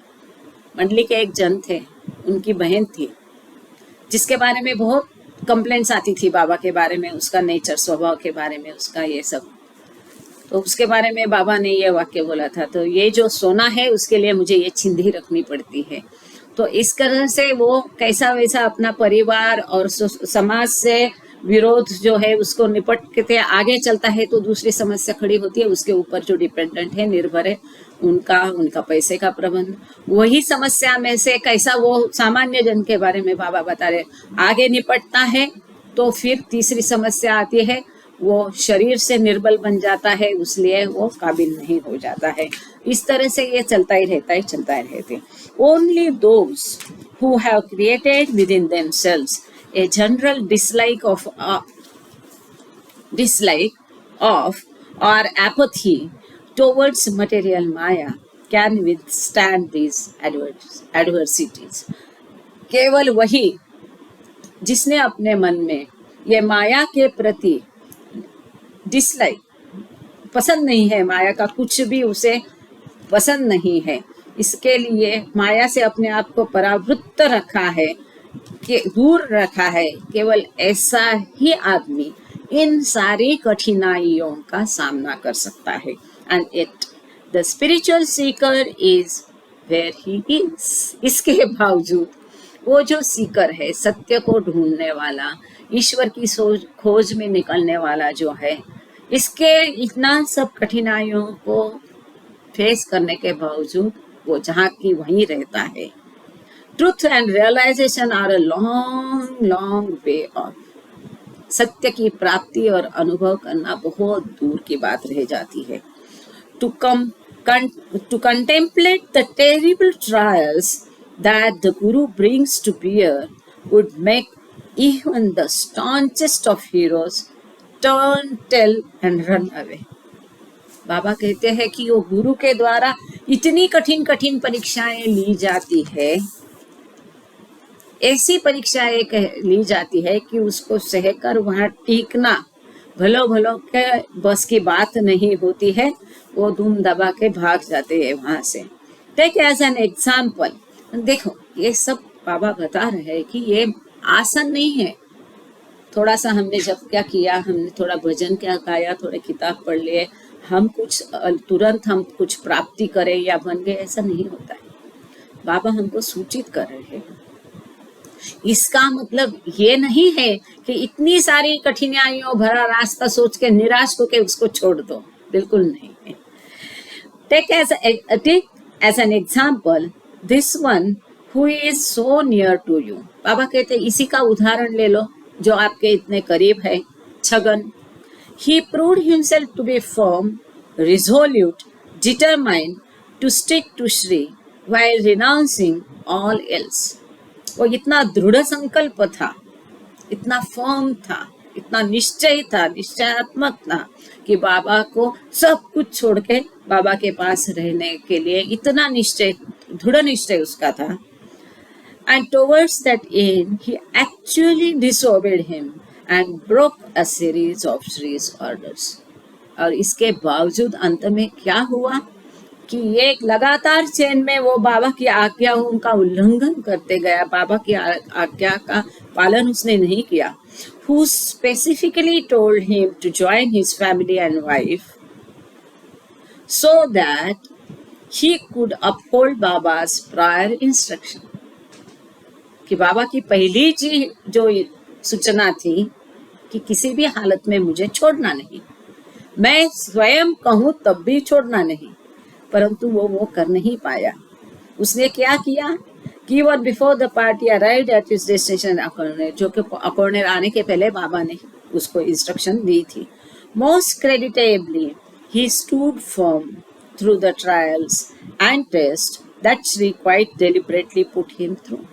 कि बाबा ने कई सारी परीक्षाएं उसके ली है, जानबूझ के कई सारे उसके दिक्कतें खड़ी की है, वो सब में भी वो दृढ़ता से खड़ा रहा, उसको उसने फेस किया। Yet, despite his good will and strong intention to stick to Shri through all circumstances, he yielded at last, no matter what the reason, good or bad. इतना उसका दृढ़ निश्चय था, इतनी उसकी इच्छा थी, इतना उसका निश्चय था, और इतना होने के बावजूद उसके दिल में अच्छी इच्छा थी, डिजायर थी, बाबा को पकड़े रहने का एकदम दृढ़ निश्चय था किसी भी हालत में। इतना होने के बावजूद अंत में क्या हुआ, अपने परिवार के सामने वो झुक गया। जो भी रीजन हो, जो भी कारण हो, अच्छा कारण हो, बुरा कारण हो, अंत में तो वो झुक गया। दिस शुड नॉट बी, ऐसा नहीं होना। This should not have happened. Baba कहते ऐसा नहीं होना चाहिए था। One should stick to one's word, one's determined attitude, one's aim, even if this entails opposing the entire world. यदि पूरे विश्व का भी सामना करना पड़े, पूरा विश्व भी अगर आपके विरोध में जाता है, तो भी आपको जो है, आपने जो शब्द दिया वो आपको शब्द का पालन करना चाहिए। जो आपने निश्चय किया, अपना ध्येय निश्चित किया है, वो अंतिम लक्ष्य प्राप्ति के प्रति आपको दृढ़ रहना चाहिए, चाहे जो भी कठिनाइयां आए। You know the story of Gopichand. Baba आगे कहते हैं, आपको गोपीचंद की कहानी मालूम है। Who actually watched his own wife jumping from the gallery to the floor and dying before his own eyes. जिसने अपनी आंखों के सामने अपनी पत्नी को अपने कारण गैलरी में से कूद के अपनी जान देते हुए देखा। Yet Gopichand never even stopped to take a look at her. इसके बावजूद गोपीचंद ने वापस पीछे मुड़कर उसको देखा तक नहीं। Much less give scope to his feeling. कि उसके प्रति कोई भावना रखने का सवाल ही नहीं। For her as his wife, lest he be attracted towards material via. अपनी पत्नी के रूप में अपनी पत्नी है करके उसको देखना चाहिए, करके भी उसको देखा नहीं तो वो माया में फंस जाता था। For all the while he bore in mind the words of his guru, his guru's order, follow me, follow me, follow me। पूरे समय वो अपनी गुरु की आज्ञा उसके कानों में बजती गई थी, फॉलो मी, मेरे पीछे आओ, मेरे पीछे आओ। उसने कोई ध्यान नहीं दिया अपनी पत्नी की तरफ, लेकिन अपनी गुरु के जो शब्द थे उनकी तरफ ध्यान देके उसने अपने गुरु के पीछे पीछे गया। And follow he did, even in the face of his own true married wife dying for his sake before his very eyes। अपनी स्वयं की पत्नी अपने कारण अपने आंखों के सामने मरते हुए देखते हुए भी गोपीचंद ने अपनी गुरु का आज्ञा का पालन करके गुरु के पीछे वो गया। This is true manliness, true मर्दी। ये सही मैनलीनेस है, मर्दपना है। बाबा कहते हैं, one who acts thus has the deserving लायकत to enter the path of truth. जो इस तरह से कार्य करेगा, कृति करेगा, इस तरह से करेगा, वही सही लायक है कि सत्य के मार्ग पर चलने के लिए। तो मिलियंस एंड थाउजेंड्स में ऐसे कितने लोग हैं? बाबा इस तरह से जवाब सुंदर दे रहे हैं एक एक उदाहरणों के साथ, कि मिलियंस एंड थाउजेंड्स के लिए वो क्यों नहीं होता। इस तरह की तैयारी उनकी होती है। हम तो ये छोटी छोटी उलझनों में उलझ कर कुछ तो गड़बड़ कर ही देते हैं। सच आयरन विल, ऐसे दृढ़ इच्छा, मजबूत इच्छा, सच अ फर्म माइंड, निश्चयात्मक मन, सच अ हार्ड हार्ट, पत्थर जैसा दिल, such a strong spirit is what the master requires in his disciple और चेला। ये सब एक गुरु को अपने चेले में चाहिए होता है। अपने शिष्य में ये सारी क्वालिटीज, दृढ़ निश्चय उसमें चाहिए होता है। Rock like faith. Regarding the episode that is playing itself out today, Jagan may indeed have been driven by an honest and sincere motive, and be acting out of genuine consideration for Sri. He may have found himself unable to bear the stinging words that others in his family and various outsiders were hurling at Sri and Maharaj. आज का उदाहरण जो आज की हकीकत है, आज की मतलब सॉरी,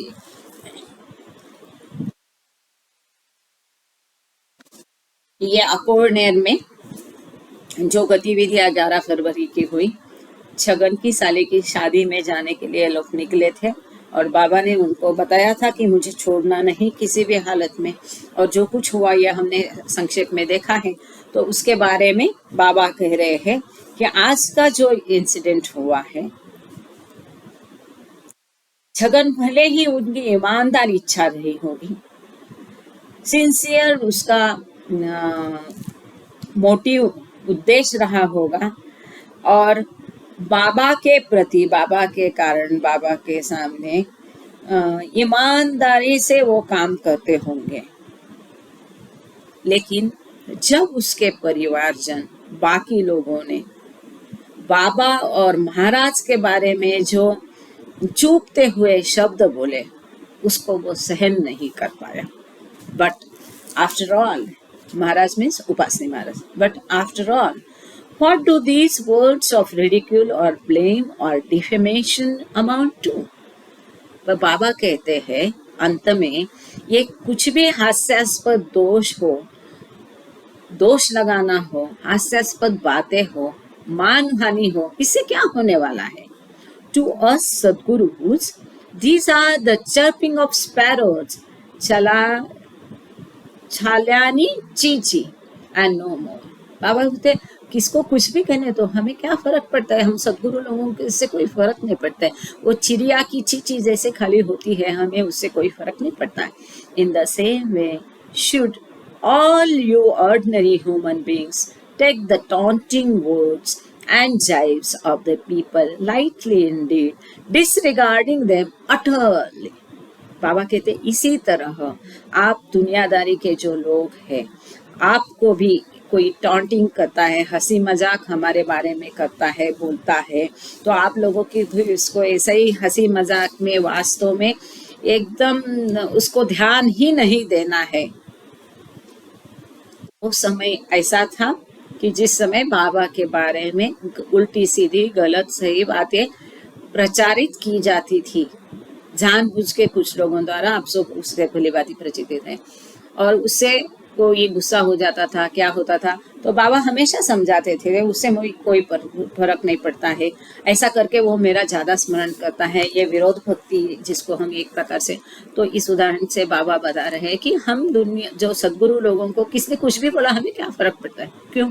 क्योंकि सब में सदगुरु है, उसके उसी में सब है, वो सब में है, उसके बाहर कुछ नहीं, सब कुछ उसमें समा है। तो वो बोलने वाला, टॉन्टिंग वाला भी वही सदगुरु है, सुनने वाला भी वही है, जिसको बोला वही भी वही है। तो बाबा बोलते हैं उसको हंसी मजाक में उड़ा दो, ऐसी हंसी मजाक वाली बातें या टॉन्टिंग आप उसको दिल पे मत ले लो और उसको ध्यान ही मत दो। This is specially so for those desirous of, एक मिनट, use another 1 GB, sorry. And this is especially so for those desirous of entering into the spiritual life. ये खास करके उनके लिए है कि जो आध्यात्मिक पथ पर चलना चाहते हैं। तो ये the path of truth is not the bed of roses, सत्य का मार्ग गुलाबों की सेज नहीं है। ये था कि सत्य के मार्ग पर चलना, आध्यात्मिक पथ पर चलना, ईश्वर की खोज करना, ईश्वर को प्राप्त करना और उसका अनुभव करना इतना आसान नहीं है, परंतु उसके लिए दृढ़ निश्चय, लोहे जैसा आदमी, सही मर्दानगी और पत्थर दिल वाला, दृढ़ निश्चय वाला आदमी चाहिए, जो कि कई सारी विपरीत परिस्थितियों और कठिनाइयों में भी अपने उद्देश्य से अलग नहीं होगा, वो अपने उद्देश्य पर अड़िग होगा, चट्टान जैसा उसका विश्वास अपने गुरु पर होगा और किसी भी हालत में वो अपने गुरु को छोड़ेगा नहीं। इस प्रकार से ये आध्यात्मिक पथ पर होता है। अब इसके बारे में किसी को कुछ पूछना है तो पूछ सकते हैं, बोल सकते हैं। केवल एक छोटा पैराग्राफ आगे 2 बचे हैं, उसको पढ़ करके हम ये आज का रीडिंग यहाँ खत्म करेंगे। यदि पूछना है तो हैंड रेज करिए, चैट में डालिए। ओम मुझे बताएगा, ओम है तो, या कोई भी आप में से बताइए, नीलम जी है, आप बताइए, या तो हम आगे पढ़ना शुरू करते हैं ताकि ये 11 फरवरी का लेक्चर यहाँ पर हम खत्म करें, क्योंकि एक विषय रहता है वो लगातार खत्म हो सकता है। God is, next paragraph, God is as near to you as your own shadow and as difficult to grasp. बहुत सुंदर है, आगे का छोटा सा ही है दो, पर बहुत महत्वपूर्ण और सुंदर है। आगे सुन लीजिए कि ईश्वर आपके इतने करीब है, आपकी छाया जैसे, आपको छोड़ की छाया नहीं है, तो आपको ईश्वर कभी छोड़ता नहीं।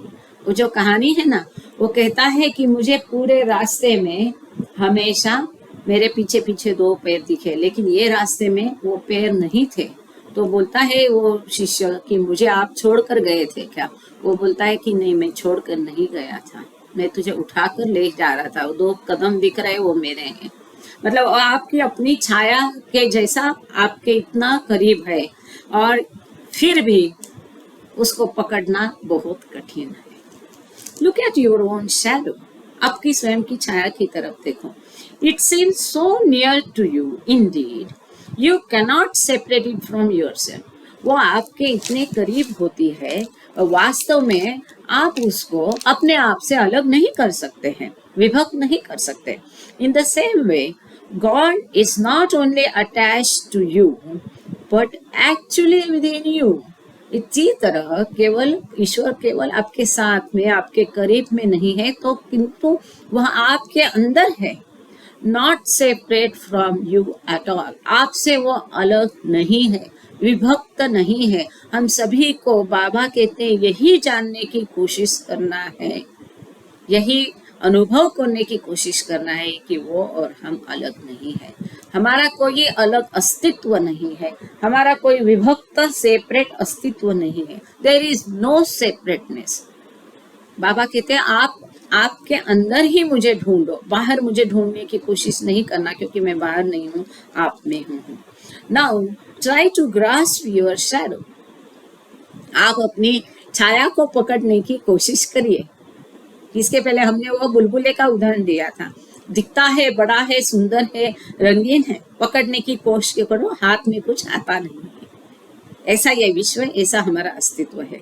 तो ये छाया जो है उसको आप पकड़ने की कोशिश करो। आपके हाथ में कुछ आता है, आप कितना भी कोशिश करो, आप अपनी छाया को नहीं पकड़ सकते हैं। जैसे आप जितनी ज्यादा कोशिश करोगे उतनी वो छाया भी हिलती रहे। आप जैसे हिलोगे छाया हिलोगी, आप भागोगे वो भागेगी।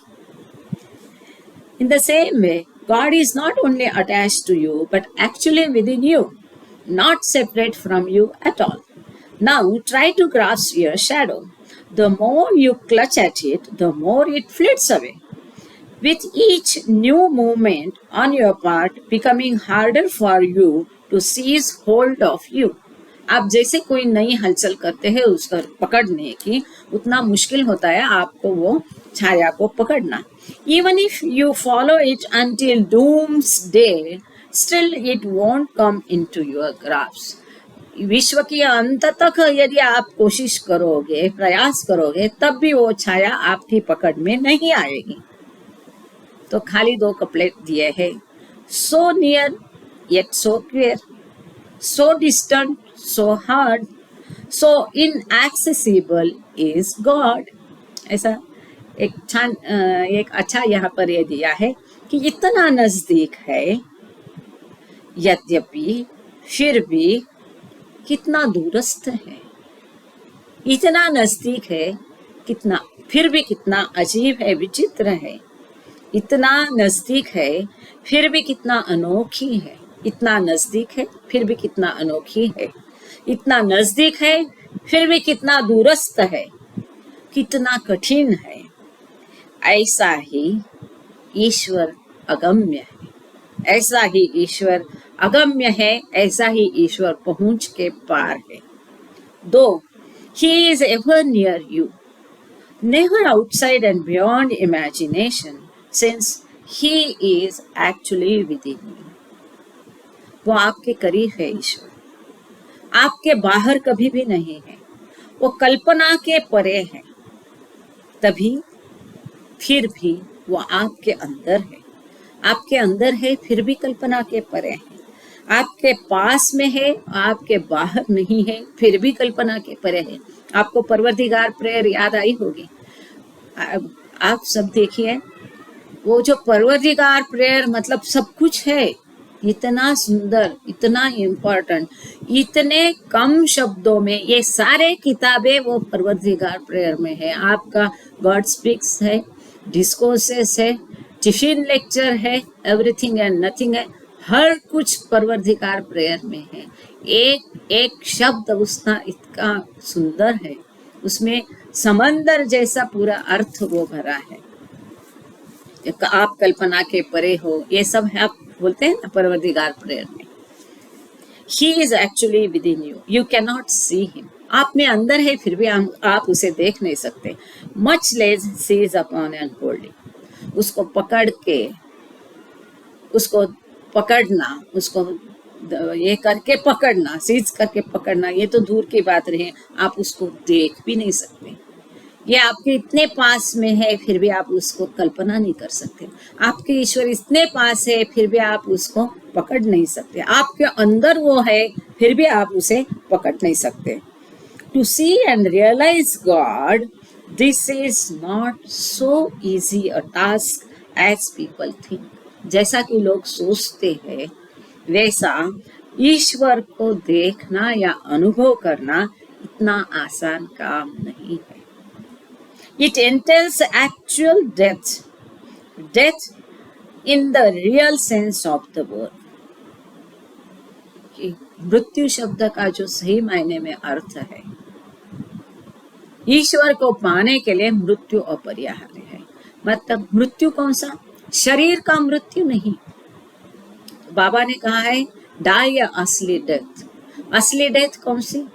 हमारी इच्छा, आकांक्षा, वासना, अहंकार, संस्कार, इन सब की डेथ होनी चाहिए। उनकी मृत्यु होए बिना ईश्वर को पाया नहीं जा सकता है। यही इस छोटे परंतु अत्यंत महत्वपूर्ण पैराग्राफ में दिया है। और आगे एक महत्वपूर्ण इंटरेस्टिंग छोटा सा प्यारा है। As food is to the body is to the soul. जैसे शरीर के लिए अन्न है, वैसे आत्मा के लिए यह शरीर है। The desire expressed by one among the mandali to be buried on the hill gave rise to a discussion of the general question of the disposal of the dead. मंडली जनों में से एक ने इच्छा प्रदर्शित की कि मृत्यु के पश्चात उसका शरीर महराबाद टेकड़ी पर दफनाया जाए। इस इच्छा के उपलक्ष्य में जो चर्चा हुई, वो चर्चा में यह एक जो हमेशा सवाल उठता है कि मृत शरीर का डिस्पोजल कैसे करना है, इस विषय पर चर्चा हुई। Another Mandali said that he would not mind his body being fed to the dogs after his death. दूसरे एक मंडली के सदस्य ने बताया कि उसके मृत्यु के पश्चात उसका शरीर कुत्तों को खाने के लिए दिया जाए तो भी उसे कोई परवाह नहीं है। For what does it matter whether the dead body be destroyed in this way or that day? क्योंकि मृत होने के पश्चात उस शरीर को किस तरह से नष्ट किया जाना है, इस तरह से या उस तरह से, उससे क्या फर्क पड़ता है। It has to be destroyed somehow. उसे किसी तरह से नष्ट तो करना ही है। That is the point. यह मुद्दा है। Burial, burning at the crematorium, exposure to the sun, all these are different methods of destruction, each with its own merit. मृत्यु के पश्चात भले उसे शमशान में जलाया जाए, धूप में डाला जाए, ये सब अलग अलग विविध पद्धतियां हैं उसको नष्ट करने की। हर पद्धति का अपना कुछ प्लस माइनस है, कोई अच्छाई है कोई बुराई है। यहाँ पर बाबा ने एक बहुत महत्वपूर्ण बात बताई है, ध्यान से सुनिए। दो burning is the best of them, ये हमने भी कई बार सुना था मंडली जनों से, बस बीच में कोई एक किताब में उसका विपरीत हो गया, बर्निंग के एवजी बरिंग उधर गलती से हुआ है और वही पढ़ा जा रहा है। लेकिन ये हमने मंडली जनों से भी सुना था और यहाँ बाबा ने स्पष्ट किया है। बाबा कहते कि किसी भी तरह से क्या करो उसका हर किसी का प्लस माइनस है, और यहाँ बाबा ने बताया है कि शरीर को जला देना ये सबसे अच्छा पद्धति है। Still, another among the mandali said that he was willing to give his body to medical students for dissection and other such uses. तो यहाँ बाबा ने अपना ये ओपिनियन किसी सदस्य ने करने के बाद वापस फिर भी एक मंडली के सदस्य ने बोला कि उसको मृत्यु के पश्चात अपना शरीर ये मेडिकल जो विद्यार्थी रहते हैं उनके लिए, उनके अध्ययन के लिए अपना शरीर डिसेक्शन के लिए और कोई उसके माध्यम से रिसर्च करने के लिए, इस वापर के लिए उसको अपना शरीर देने की इच्छा है। Thereupon the topic of the preservation of the body was dilated upon by Sri. और फिर यह जब इच्छा उसने मंडली जन ने प्रदर्शित की, उसके ऊपर बाबा ने नीचे दिया गया लेक्चर बोलो या छोटा उपदेश है जो बाबा ने आगे दिया है। Why do we preserve and care for our living body? बाबा कहते हैं, छोटा सा पैराग्राफ है, Why do we preserve and care for our living body? हम अपना जो ये जीवित शरीर है उसकी चिंता क्यों करते हैं, उसको अच्छा रख रखाव क्यों करते हैं? Merely so that it may continue and grow in age. केवल इसलिए क्योंकि ये शरीर अच्छा रहे, बढ़ता रहे, उसकी उम्र बढ़े, and in the process serve useful to others, और यह इस प्रक्रिया में वो औरों के लिए उपयुक्त हो, दूसरों के काम आए। And what do we do towards that purpose, और ये जो हमारा उद्देश्य है कि हमारा शरीर का अच्छा रख रखाव रखे और वो बढ़ता रहे और दूसरों के काम ये शरीर आए, इस उद्देश्य को सफल करने के लिए हम क्या करते हैं? We eat food and throw out the refuse, हम क्या करते हैं? अन्न खाते हैं और जो अवशिष्ट है, कचरा है, मैल है, उसको फेंक देते हैं।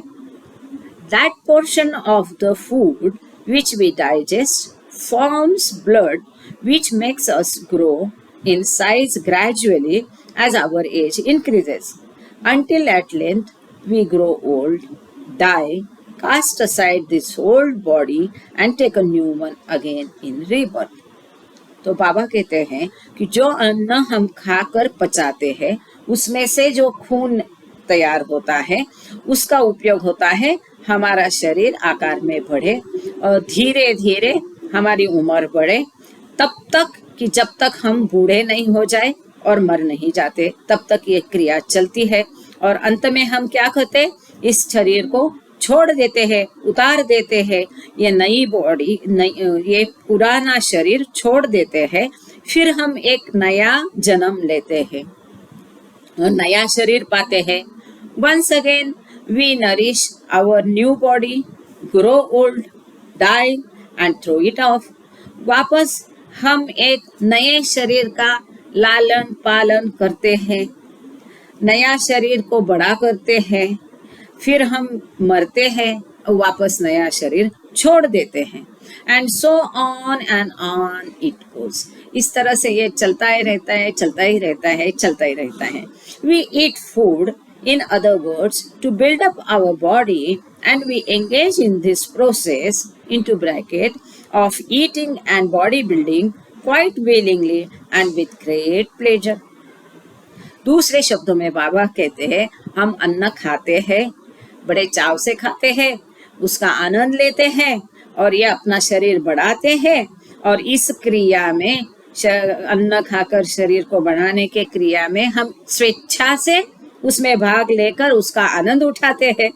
Nor do we shed tears over that portion of the food which we throw out in the form of excrement not.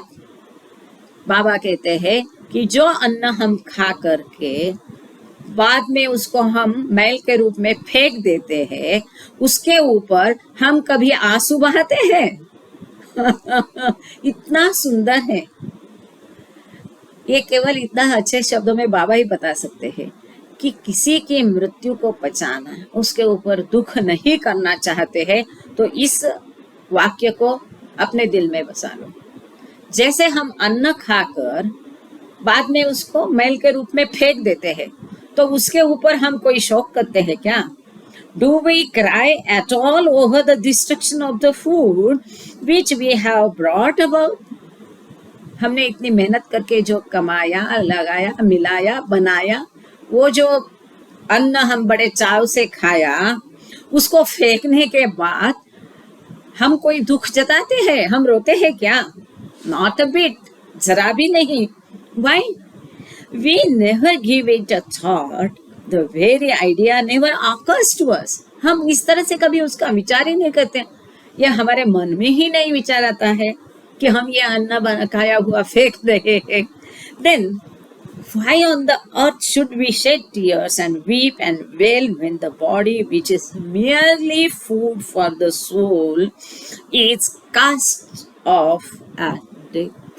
यदि ऐसा है, खाया हुआ अन्न बाद में आप फेंक देते हैं मैल के रूप में, उसे ऊपर आप दुख जताते नहीं, तो ये शरीर जो केवल ये आत्मा का माध्यम है, या आत्मा का फूड है, या आत्मा का अन्न ये शरीर है जिसमें ये आत्मा बसती है, वो शरीर केवल एक माध्यम है, उसका अन्न है। तो यदि ये शरीर मृत हो जाता है, क्योंकि उसका काम खत्म हो जाता है, तो उसके ऊपर आप दुख क्यों जताते हैं? क्यों चीखते, चिल्लाते, रोते हैं, बिलखते हैं? We build up the human body merely as a supply of food to nourish the soul. ये शरीर इसीलिए बनाया गया है कि ये एक अन्न का माध्यम के रूप में उसको सोल को दिया जाए। ये आत्मा का केवल एक माध्यम, ये शरीर आत्मा का केवल एक माध्यम है, वो आत्मा को नरिश करने के लिए, वो आत्मा का पालन लालन करना है। आत्मा का लालन पालन करना है या आत्मा को नरिश करना, मतलब क्या? कि ये आत्मा के ऊपर जो संस्कारों की धूल जमी है, ये जो मन है, ये जो अहंकार है, इसमें ये आपका आत्मा बंधा हुआ है, जो कि वास्तव में मूल स्वरूप में यह आत्मा अनंत है, अमर्याद है। पर ये गठरी में संस्कार और ये जो धूल जमी है उसके ऊपर संस्कारों की, उसमें ये बंधा हुआ है।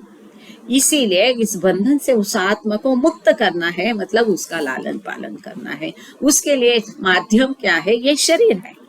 For the soul's advancement, the body serves just as a means. इस आत्मा की प्रगति के लिए यह शरीर केवल एक माध्यम है, साधन है।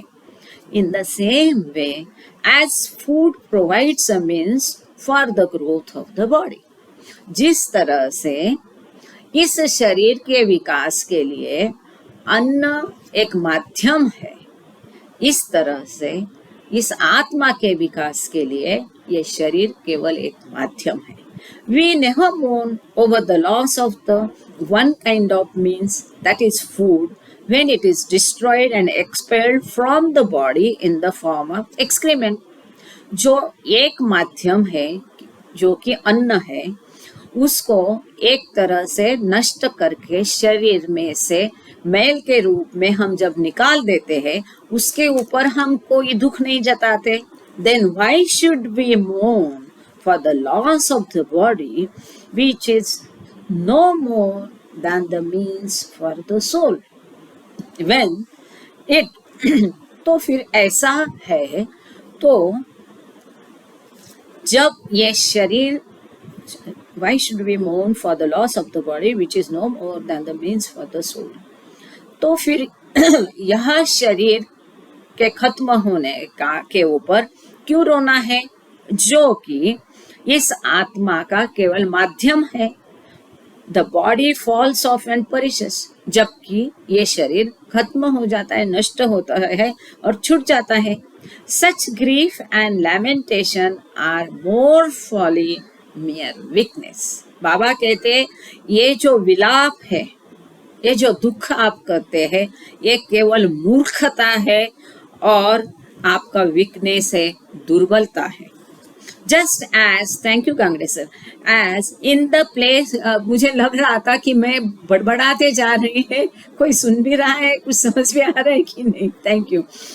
Just as in the place of the old food consumed and expelled as excrement, we eat new and fresh food as we take on a new body after the destruction of the world। जिस तरह से कि हम वो अन्न खाने के बाद, पचाने के बाद उसको मैल के रूप में निकाल देते हैं और फिर वापस नया अन्न खाते हैं, ठीक उसी तरह हम एक शरीर खत्म होकर के फेंकने के बाद, निकल जाने के बाद हम दूसरा शरीर प्राप्त करते हैं। Then why weep and worry over that which is the law of nature and cannot be altered। ऐसा यदि है तो वह जो कि निसर्ग नियम है, जिसे हम बदल नहीं सकते हैं, उसके ऊपर क्यों चिंता करनी है, क्यों रोना है। What cannot be cured must be endured।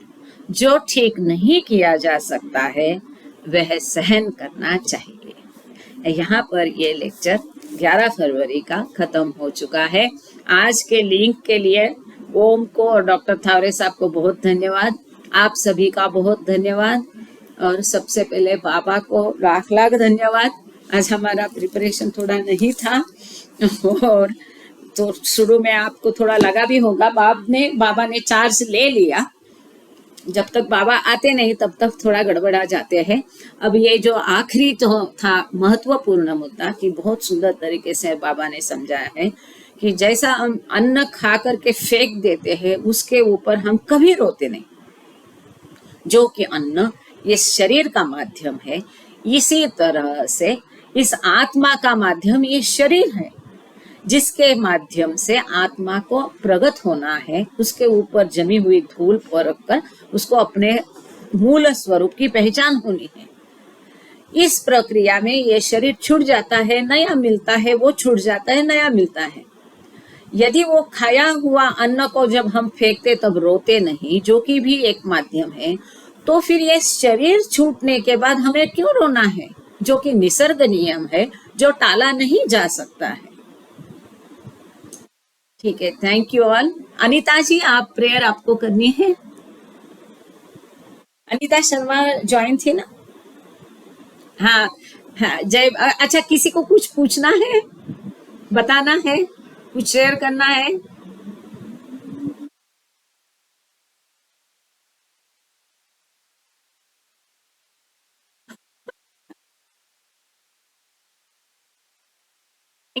Thank you, thank you. ये तो मानवीय मन, वो अपना विचार करता ही रहता है, कुछ तो उसके मन में आता है, उसके पकड़ में नहीं रहता है। थैंक यू ताई, थैंक यू। प्रेयर, हाँ आपकी आवाज आ रही है, आप दिख भी रहे हो। जी जी, हाँ प्लीज आप शुरू कर दीजिए। अवतार मेहर बाबा की जय। मैं ये भी रिकॉर्ड करने की कोशिश करती हूँ, मुझे पता नहीं कितना ठीक होगा, पर आप वीडियो चालू रखिए और प्रार्थना शुरू करिए। सभी का धन्यवाद। जय बाबा। बाबा की जय। हे परवरदिगार, सबके राखनहार और सबकी रक्षा करने वाले, तुम्हारा कोई आदि नहीं है और न तुम्हारा कोई अंत है। तुम अद्वैत हो, तुम तुलना से परे हो और तुम्हारा पार कोई नहीं पा सकता है।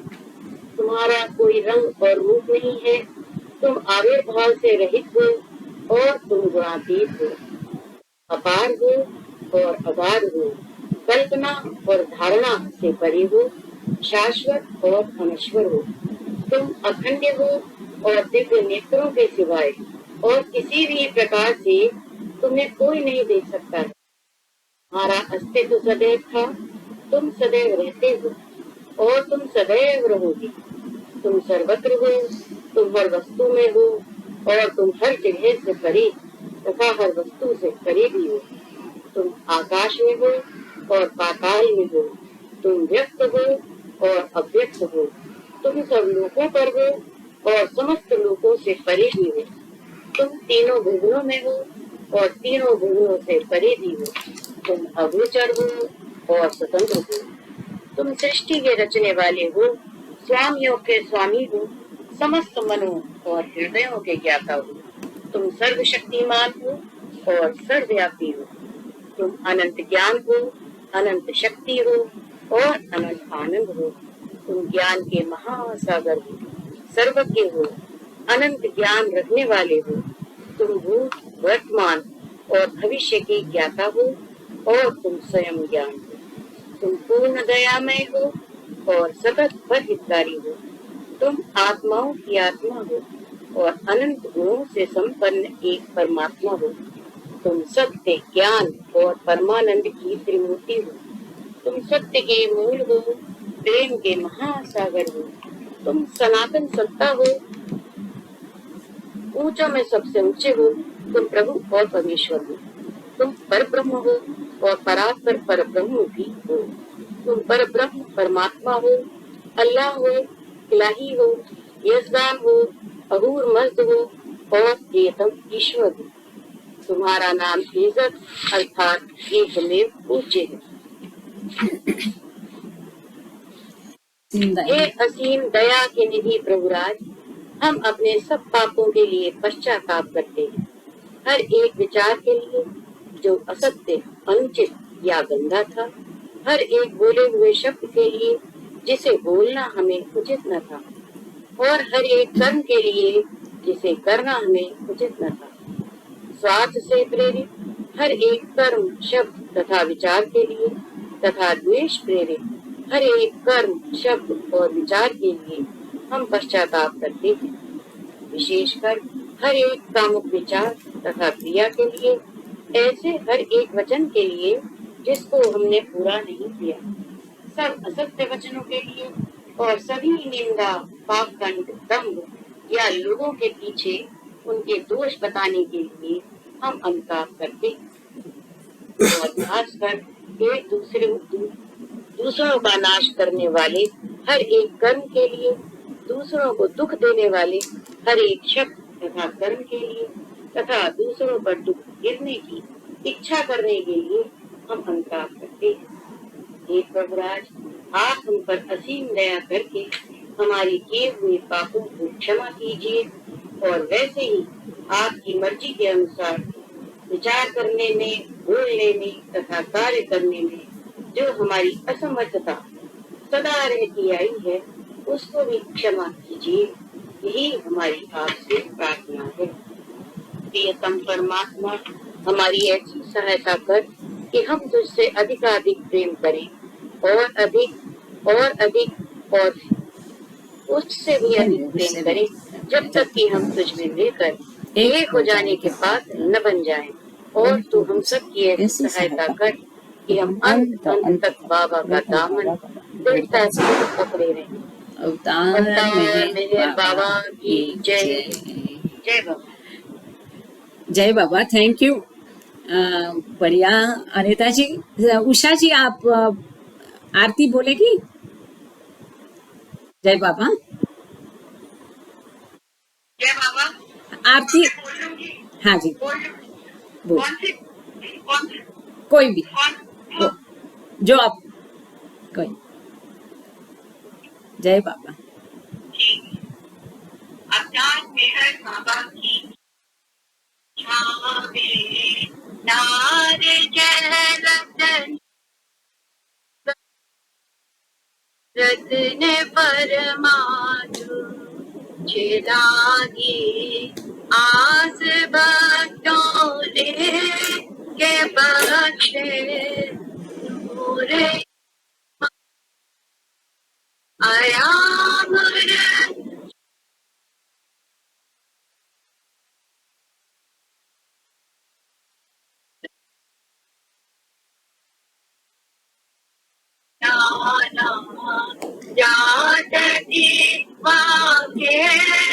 बधाई मेहरबान तुझे माँ निगरानी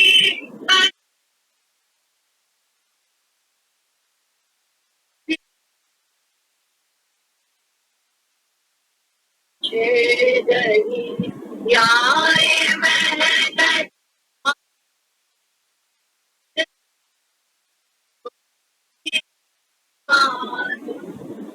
हमारे जमाने आए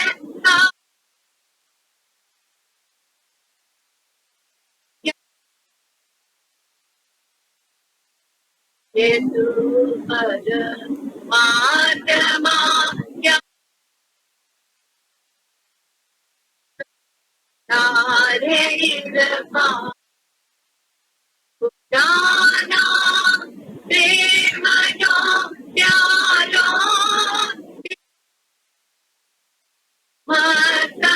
मने तुझ पर जान सदके साकिया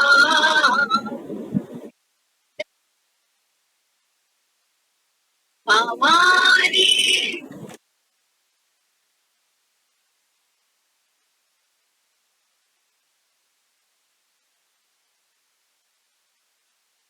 हमारा ना खुदा है तेरी बात हमारा ना खुदा है तेरी बात नारे नारे जन्नत रतन परमात्मा छिड़ाती आस के बख्श